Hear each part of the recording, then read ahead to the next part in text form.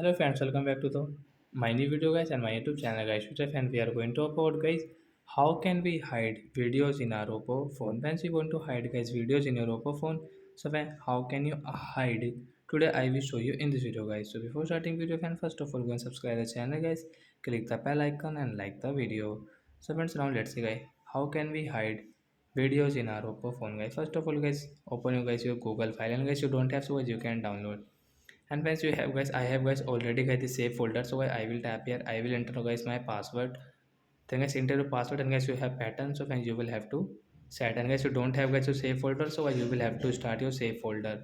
Okay friends, so I have already. And guys, so friends, first of all guys I will click on guys these videos. I will hide guys this my four videos. And guys I will click on this three dot and guys you can see move to save folder guys, tap here, enter your password, and then next option tap here to hide. Then this four video will hide and guys you can check your four hide videos here guys.